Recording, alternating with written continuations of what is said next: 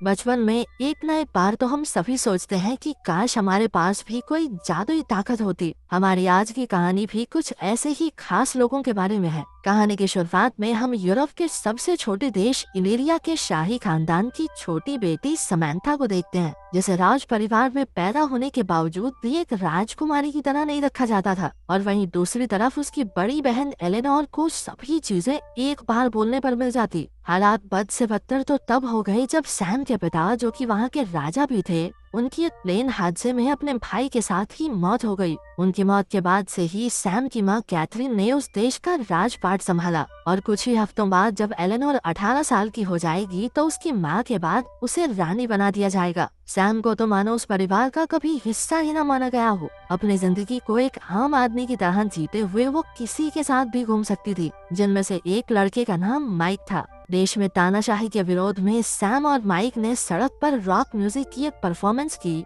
जिससे वहां लोगों की भीड़ के साथ पुलिस भी पहुंच गई। सैम ने अपने स्केटबोर्ड से पुलिस का ध्यान भटकाने की कोशिश की, पर एक ट्रैफिक साइन से टक्कर होने की वजह से पुलिस ने उसे धर दबोचा। जब उसे वापस घर लाया गया तब उसने अपनी मां को बताया कि देश के लोग सरकार से नाखुश हैं, पर कैथरीन ने तो इस बात को मानने से साफ इनकार कर दिया। अगली सुबह वो स्कूल में रॉक्साना से मिली, जो उसी की तरह एक शाही खानदान की दूसरी बेटी थी। वो एक शांत मिजाज की लड़की थी जो अक्सर अपने आप में ही खोई रहती। रॉक्साना को लाइव स्ट्रीमिंग करना बहुत पसंद था, जिसकी वजह से वो मशहूर भी थी। इसके बाद हमें एक हाई सिक्योरिटी जेल दिखाई जाती है, जहाँ पर 34 नंबर कैदी को अपने सेल में से एक कैपेसिटर मिला, जिसे उसने एक डिवाइस में लगाकर अपने गले में बंधा हुआ नेक कफ खोल दिया। ये करते ही उसकी सारी शक्तियाँ उसके पास वापस आ गई और वो उन्हीं शक्तियों से जेल का दरवाजा तोड़कर वहाँ से निकल गया। इधर सैम और माइक अपने म्यूजिक कॉन्सर्ट की प्रैक्टिस में लगे थे। माइक ने सैम को एक कॉन्सर्ट में साथ चलने को कहा और वो भी मान गई। तभी वो एकदम हैरान रह गया जब सैम को उसके मुँह से गार्लिक नान की स्मेल आई, जो उसने 2 दिन पहले खाया था। उस रात एलेनोर की रानी बनने से पहले की पार्टी अटेंड करते वक्त सैम को याद आया कि उसने तो माइक के साथ एक पार्टी में जाने का वादा किया था। वो उसी वक्त अपनी माँ को झूठ बोलकर वहाँ से निकलकर क्लब पहुँची, लेकिन दोनों के पास आईडी कार्ड्स न होने की वजह से उन्हें क्लब के बाहर ही रोक दिया गया। तभी उन्होंने वहाँ काम करने वालों को पीछे के दरवाजे से अंदर जाते देखा और न जाने कैसे सैम ने उनके पासवर्ड का पता दूर खड़े खड़े ही लगा लिया। ये सब देखकर माइक एक बार फिर से हैरान हो गया। पार्टी के बीच में ही सैम को आसपास की सभी आवाजें सुनाई देने लगी, यहाँ तक कि दिल की धड़कन से लेकर एक छोटे से कीड़े की भी। उसे एकदम से बेचैनी सी हुई और उसने फायर अलार्म बजा दिया, जिसकी वजह से पार्टी बंद हो गई और दोनों को पुलिस फिर से अरेस्ट करके ले गई। कुछ समय बाद दोनों के घर वालों को बुलाकर उनको छोड़ दिया गया। कैथरीन ने सैम को झूठ बोलने की सजा देने के लिए उसे गर्मी की छुट्टियों में भी स्कूल भेजने का फैसला किया। इधर 34 नंबर कैदी अपने पार्टनर को फोन करके उसके सेब वाले आइडिया की तारीफ करते हुए बताता है कि कैथरीन ने ही उसे जेल में डाला था।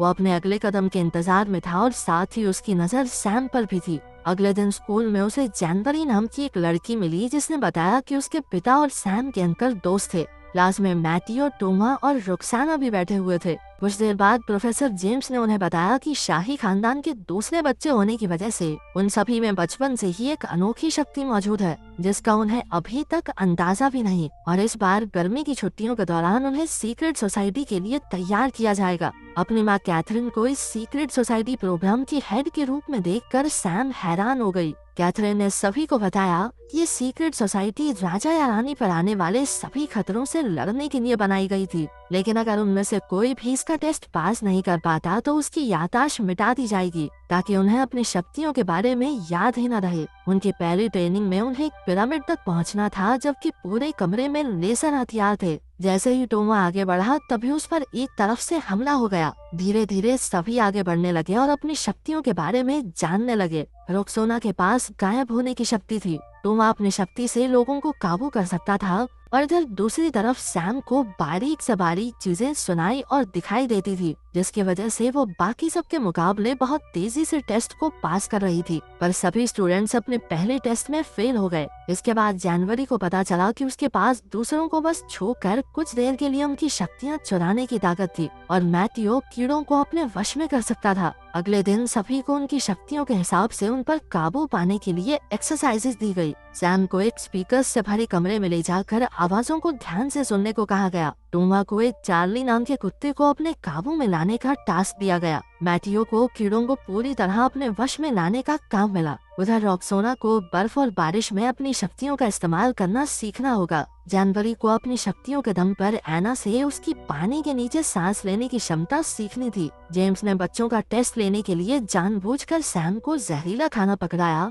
जिसके बाद जनवरी ने सैम को अपना सेब खाने को दिया। उसी रात माइक के पिता ने उसे सैम को फोन करते देखा और न जाने क्यों बिना बात ही सैम से दूर रहने को कहा। अगले दिन सैम अपनी माँ से मिलने पहुंची, जिन्होंने उसे एक अंडरग्राउंड हेडक्वार्टर दिखाया। वहाँ बहुत सारी कीमती चीजें पड़ी थी, जिनमें से एक डीएनए बेस्ड नैनो डिवाइस था जो एक जैसे डीएनए वाले लोगों को टारगेट करता था। कैथरीन ने उसको अपनी शक्तियों पर काबू लाने के कुछ तरीके बताए। इसके बाद रॉक्साना को छोड़कर सभी बच्चों ने अपनी शक्तियों पर काबू पा लिया था। सिर्फ रॉक्साना ही आगे नहीं बढ़ पा रही थी, इसलिए जेम्स ने उसको इतने बिखरे हुए बालों में लाइव हो जाने की धमकी दी और ये सुनते ही रॉक्साना ने अपनी शक्तियों का इस्तेमाल करके खुद को गायब कर लिया। ये होती हैं लड़कियाँ। राजा रानी मारे जाए, याददाश्त चली जाए, फर्क नहीं पड़ता, लेकिन इंस्टाग्राम पे गंदे बाल वाली फोटो नहीं जानी चाहिए। अब सभी स्टूडेंट्स अपनी शक्तियों को पूरी तरह से पहचानने लगे थे और ये देखकर जेम्स बहुत खुश था। उस रात सैम को माइक के साथ एक कॉन्सर्ट में जाना था, पर तभी जेम्स ने सभी को उठाकर उन्हें अपने पहले मिशन पर चलने के ऑर्डर्स दिए, जो था एक अनमोल चीज को चोरी होने से बचाना। जगह पर पहुंचकर सैम ने अपनी शक्तियों से चोर का पता लगाया और फिर सब ने उसका पीछा करके उसे धर दबोचा, पर असल में वो चोर नहीं बल्कि जनवरी की कोच थी और ये तो बस उनका ध्यान भटकाने के लिए किया गया था। वो सभी अपने दूसरे मिशन में भी फेल हो गए और ये देखकर जेम्स बहुत नाराज हुआ और उसने अगले दिन की क्लास कैंसिल कर दी। सैम ने माइक को कॉन्सर्ट में न आने के लिए माफी मांगी, पर वो उसे सच नहीं बता सकती थी कि आखिर उसके साथ चल क्या रहा है और इसी बात से बेचारा माइक परेशान हो गया। अगले दिन छुट्टी होने की वजह से सबने बाहर घूमने जाने का प्लान बनाया और इसी बीच जनवरी और सैम में अच्छी दोस्ती हो गई। सैम ने तो उसे अपने घर भी बुलाया। दोनों सहेलियां चुपके से उसके घर में घुसकर स्टूडियो में गई, जहां सैम ने जनवरी को बताया कि उसके पिता उससे इतना प्यार करते थे कि उसके लिए उन्होंने पूरे टावर को स्टूडियो में बदल दिया। तभी वहां माइक भी आ गया और सैम को उसके बिना ही मजे करते देख वो नाराज होकर वहां से चला गया। कुछ देर बाद कैदी नंबर 34 ने अचानक से उन सभी पर हमला कर दिया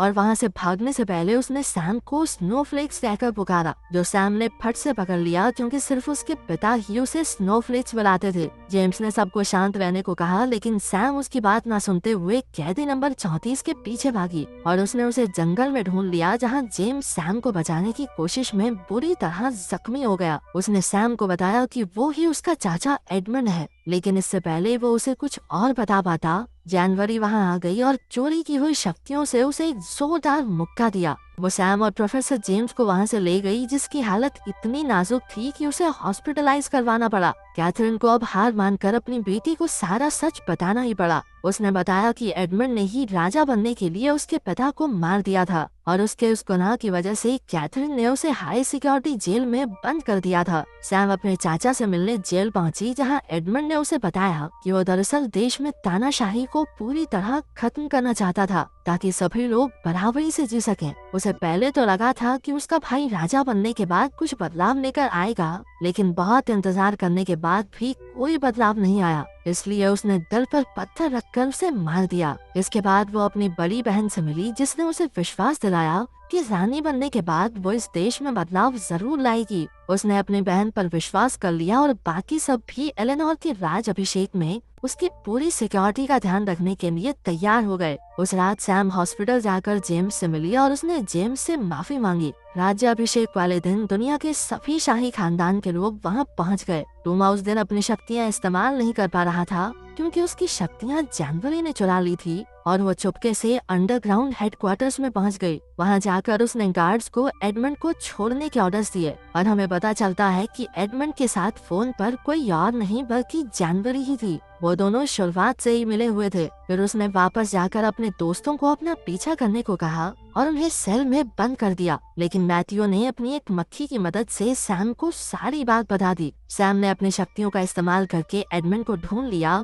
और उसका पीछा करने लगी। इधर रानी का राज अभिषेक शुरू हो चुका था और एडमंड ने वहां पहुंचकर एक नैनो डिवाइस फिट कर दिया जो उन सभी लोगों को खत्म कर देगा जिनमें भी शाही खानदान का खून है। सैम को पता चल चुका था कि जानवरी उसके पीछे आ रही है। वो भागकर माइक के घर गई और उससे मदद मांगी। पहले तो माइक ने मना कर दिया, लेकिन जब सैम ने उसे अपना सीक्रेट बताया तो वो मान गया। दोनों ने फिर साथ में पहले जानवरी को पकड़ा, जिसने मान लिया कि वो एडमंड का साथ इसलिए दे रही है ताकि वो राज कर सके। इसके बाद उन्होंने बाकी सबको छुड़ाकर एक साथ एडमंड के खिलाफ लड़ने का प्लान बनाया। एडमंड का मानना था कि शाही खानदान के खत्म होने के बाद ही लोगों को असली आजादी मिलेगी। सैम, टूमा और रेक्सोना उसका ध्यान भटकाकर उसे एक कमरे में ले आए जहां पहले से ही एक डिवाइस फिट था जिससे एडमंड की शक्तियां कमजोर पड़ गई। माइक ने तब तक नैनो डिवाइस को रीप्रोग्राम कर दिया जिससे एडमंड उसके अंदर ही फंस गया। दूसरी तरफ राज अभिषेक बिना किसी परेशानी के पूरा हो गया